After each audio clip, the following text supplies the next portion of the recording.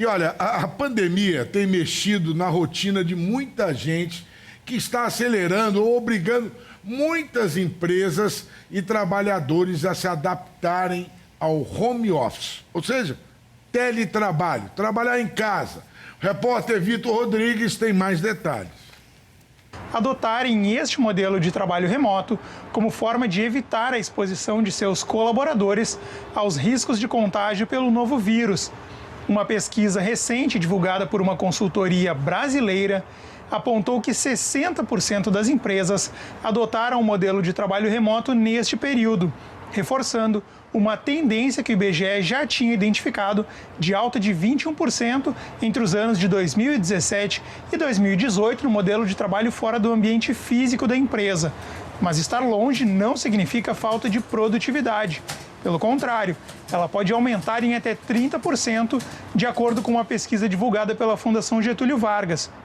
O coordenador dessa pesquisa, André Miceli, também apurou que, passada a pandemia de Covid-19, o modelo de home office deve crescer até 30%. Mas, claro, que adaptar o lugar em que se mora para trabalhar exige algumas mudanças. Esta psiquiatra destaca o principal. A palavra-chave é rotina.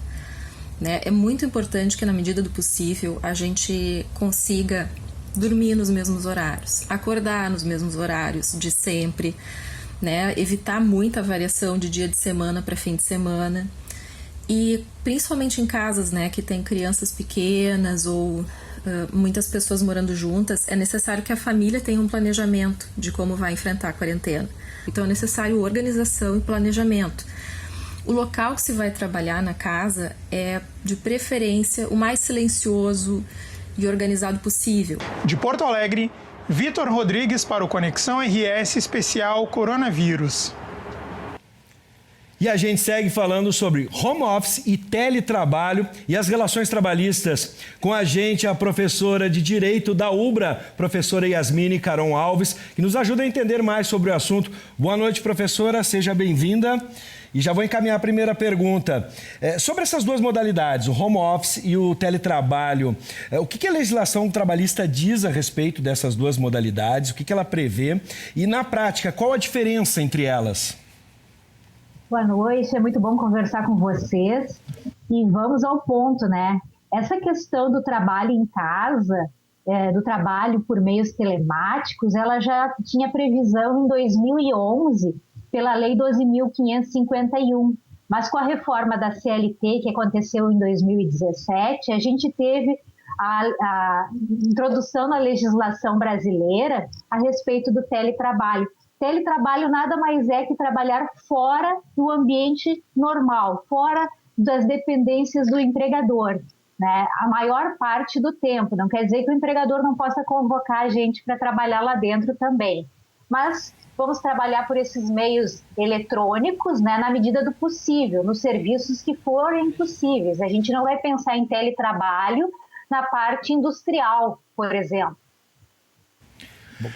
Professor Yasmin, obrigado novamente por estar ao vivo aqui com a gente. É o professor Bogado, um privilégio estar falando com você. Professora, a legislação permite essa flexibilização como está acontecendo na pandemia, A pesquisa da Fundação Getúlio Vargas vem apontando que a produtividade de quem trabalha em casa é maior do que no ambiente de trabalho. Isso procede? Procede em parte, sim, professor Bogado.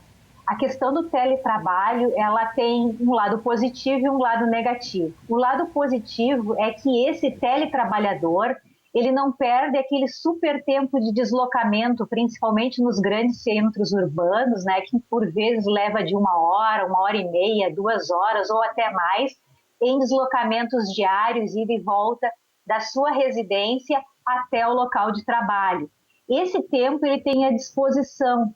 Agora, também tem o lado negativo do teletrabalhador. Esse teletrabalhador, ele às vezes passa mais horas logado, mais horas à disposição do seu empregador, e com uma questão muito fatal aí. Expressamente a CLT diz que o teletrabalhador, no artigo 62, inciso 3, não tem direito adicional de horas extras, não tem direito a adicional noturno, não tem direito a sobreaviso, não tem direito à prontidão. Então, por vezes, esse teletrabalhador, ele fica mais tempo à disposição, ele fica mais do que ele é remunerado realmente pelas horas trabalhadas. Esse modelo, professora, ele acaba trazendo algumas alterações legais nos contratos de trabalho. Por exemplo, o profissional que permanece com a mesma remuneração, ele permanece com a mesma remuneração caso ele esteja trabalhando nesse modelo em situações excepcionais. Qual a diferença para os modelos, por exemplo, com redução de jornada de trabalho? Vamos por partes. Realmente agora, essa disciplina do teletrabalho, ela já é desde 2017 com a reforma trabalhista, mas em função da MP 936, agora que foi editada em 2020, nós tivemos algumas pequenas mudanças. Toda vez que a gente tem teletrabalho, já tinha previsão legal na CLT que ele deveria ser anotado na CTPS do trabalhador ou ainda no seu contrato individual de trabalho. A grande questão que a gente tem a enfrentar agora com o advento da pandemia é que essa modificação do trabalho presencial para o teletrabalho tem que dar um espacinho de tempo para o empregado ele conseguir se adequar a essa nova situação. E aí, quando eu falo se adequar, nós temos que pensar que a legislação ela já previa a questão do teletrabalho com os insumos informáticos de comunicação implementados pelo empregador. E se por acaso fosse o trabalhador a implementar esses insumos, ele deve ser ressarcido num outro momento, num segundo momento muito próximo. Tá? Então, é uma questão muito importante a gente conseguir fazer essa diferenciação do teletrabalho, daquele que tinha um emprego formal dentro da empresa, dentro das dependências do empregador, para esse teletrabalho da pandemia. Professora, isso que tu comentaste agora, que é importantíssimo, vamos lá. Se você está trabalhando em casa, né, usando seus equipamentos, você pode ter ressarcimento pelo uso dos equipamentos? Isso já está previsto nessa lei? Está previsto na própria CLT. O problema é a gente fazer uso, enquanto teletrabalhador, dessa cobrança, né, por esses insumos. Por exemplo, o empregador que passar a gente do presencial para o trabalho em casa, né, que vocês estão chamando de home office, mas esse teletrabalho no domicílio do empregado, é importante que ele não tenha que sair adquirindo um computador, uma câmera, uma lâmpada especial. Vamos dar um exemplo agora, nós professores, a gente está trabalhando muito também com as videoaulas, né? Então Sim. Tem uma série de coisas que há necessidade, uma luz melhor, um ambiente um pouquinho mais, como vocês colocaram, silencioso.